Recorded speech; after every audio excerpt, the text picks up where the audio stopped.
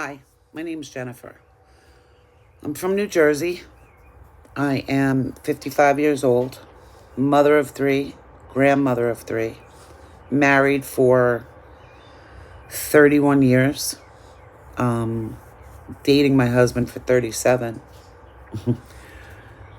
In 1999, I was my grandfather's caretaker.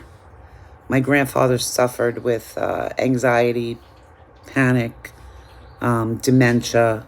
He was 88 years old, and I was home taking care of him. My kids were young.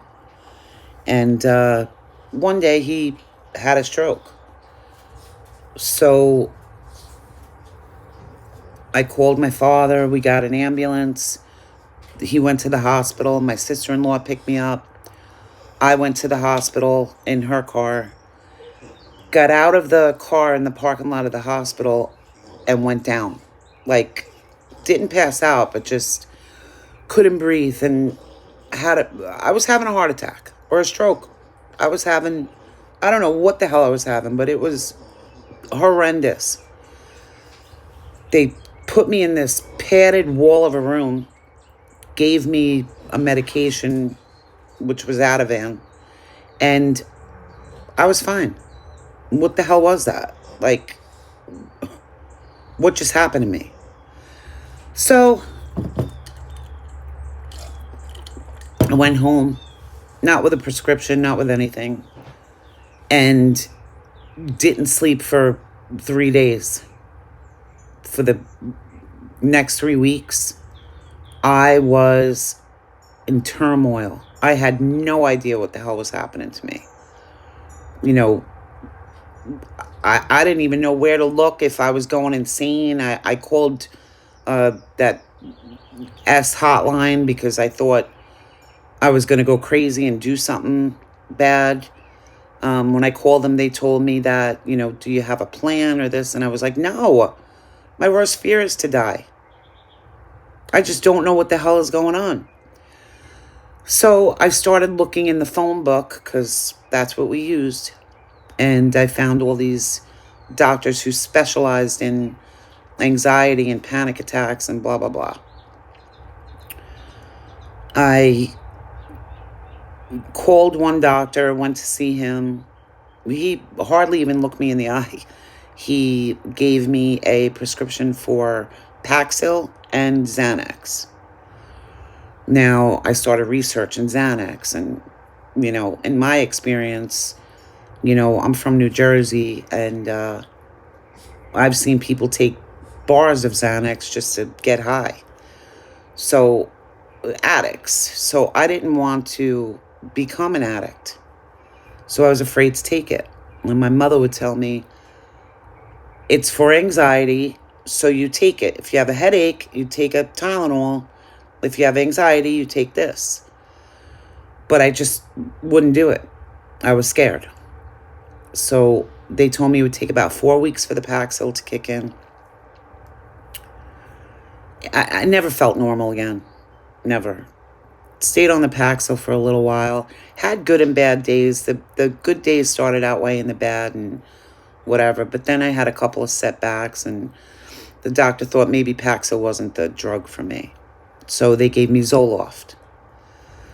Stayed on Zoloft. Still had bouts, but nothing out of control. So I stayed on that till about 2020. Surviving. Not living, surviving. All that time. Grandfather died. My mother died. My sister died, who also suffered with this. My best friend died. A lot of stuff happens in 20 years. Devastating losses. Fast forward, started going to a marriage counselor with my husband. And that counselor said to me, you've been taking Zoloft for 20 years. You might as well chew on that tissue over there. It's doing the same thing. It's not doing anything for you. You got to get on Lexapro. It's a wonder drug. It's so good. Now, keep in mind, I carried Xanax in my pocketbook all those years. Sometimes it would just turn to dust. Sometimes I would take a little piece of one or a half of one, if I was having anxiety. But the anxiety never got to the point of like with my grandfather. Back in 2015, I went on a vacation with my husband to Punta Cana, my husband and my 3 kids. And we were drinking and having a good time. And I was up all night long. I couldn't sleep. I don't know what the hell was happening, but my husband said, I have Ambien. Do you want to take an Ambien? This way you could go to sleep. I said, nah, I don't want to take that shit. But I did. Ever since then, I've been taking Ambien every single night. Every night. So now, these past couple months, I decided, let me get to the story. They started me on 10 milligrams of Lexapro. Okay. It was doing the trick, but it was making me kind of, like I could watch Terms of Endearment and not shed a tear. That's the saddest movie I could think of. So I decided I can't, I'm like numb. And in the boudoir was nothing happening. So now keep in mind again, I'm 55, probably going through menopause, although none of the doctors want to test you for that because they say the tests aren't legit and whatever.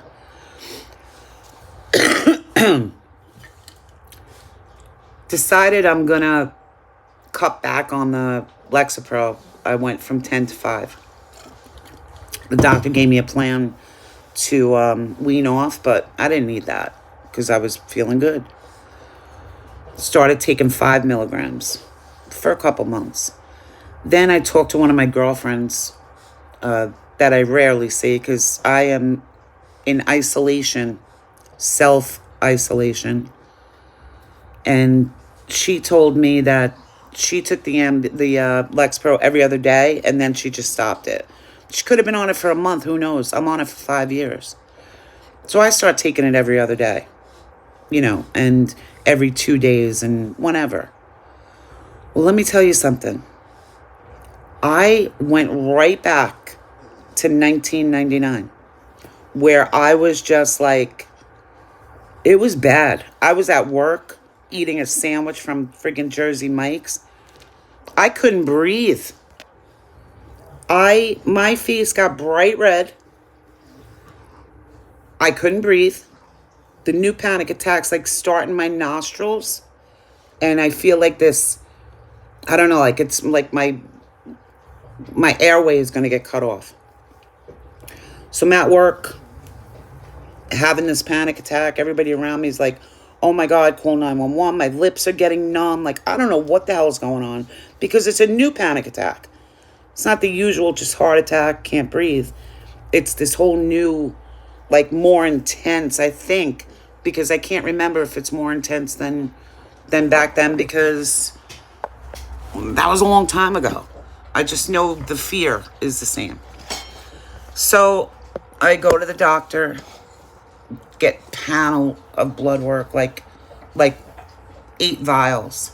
Go to an endocrinologist. She tells me, oh, that breathing thing could be, I forget what disease it was some kind of cancer. And I'm like, that was it. That was a major setback. Full panic again. Turned out everything was negative. All my blood tests are normal, in the normal range. The only thing that wasn't normal is my red blood count because I smoke cigarettes like an idiot. But I ain't stopping them anytime soon. So I had to try to figure out, like, what the hell is happening again? Why is this, like, nobody is dying right now. Like, this isn't new to me. But why is it so intense? Why is this so bad right now? So I talked to my nephew who's a doctor, talked to my regular doctor, talked to research online, which could be is a really bad move sometimes, but where else are you going to go? There's like no help out there. See a psychiatrist, you got to wait 2 months. Who the hell's got 2 months? So, got an appointment with this other doctor who I've never seen before out of my regular doctor's office. And he says, yeah, that was probably a bad move of tapering off like that. He said, I think we should up your dosage, like start taking the 5. My regular doctor told me start taking the 5 milligrams. This new doctor says to me, I think we need to up the dosage back up to 10. Okay, listen, if I can't perform in the boudoir or terms of endearment ain't making me cry, I don't care. Fake it, I don't give a shit. I just want to feel, I don't want to feel like when the birds are chirping in the morning that this doom is coming because the day is starting and I'm terrified of the day. What the hell is that? So I upped the medication again to 10 as per his orders. And today is the day, 2 weeks, that it's supposed to kick in. Today. All right, so I'm taking Xanax when needed. During this time, this has been going on for a couple months now, a lot of months. Like, I've lost a lot of work. I've lost a lot of happy times, a lot of, I've just lost a lot. I'm not living my life. I'm surviving. So I talked to my sister-in-law. She says, Jen, Xanax sucks. You can't take Xanax. Like, it's not doing anything. It's short-lived. It's not whatever. You got to get Klonopin. I said, all right. So I called my doctor. He says, I'm only giving you 2 weeks of this. These are very bad drugs. You shouldn't be taking them, blah, blah, blah. Sorry, I can't make a phone call with your iPad. Nobody asked you to. So he gives me Klonopin. 2 weeks worth. So my sister-in-law is calling me, did you take it? Did you take it? I said, no, I haven't. I get up in the morning, I lay in bed like, oh my God. She goes, just take it. Don't think about it. Just take it. So yesterday I did. They gave me 0.5 milligram. I took a half of one in the morning. Got up, cleaned my house, ripped my bed apart, like did things, taking a shower was like hard last week and 2 weeks and whatever. Yesterday I cleaned this whole entire house, did the friggin', like I said, the bed sheets, cleaned windows, felt good, played music, felt normal. And then last night I had to go to a wake of a very dear family friend, 58 years old, by the way. And I said, I'm not going to be able to go to this wake. Like, going to my front door is scary as hell. How am I going to go to a wake? So she said, take the other half. It's fine. So I did. Took the other half, went to the wake. A lot of people at the wake know what I'm going through. So they were, how are you? Look good, blah, blah, blah. Okay. After the wake, my husband's motorcycle club was getting together. One of the guys is going off to the Navy. So my husband says, you want to come with me there? And I'm thinking to myself, you know what? Screw it. Yeah, let's go. So we went. We were there till like 11 o'clock. It was a great night. Came home. Now, I don't know if I said I started an Ambien regimen probably back in 2015. I would take Ambien at night, fight off the sleep, clean my house, scroll on the internet. It was almost like smoking a doobie back in the day, where you're just chilling, and it felt good.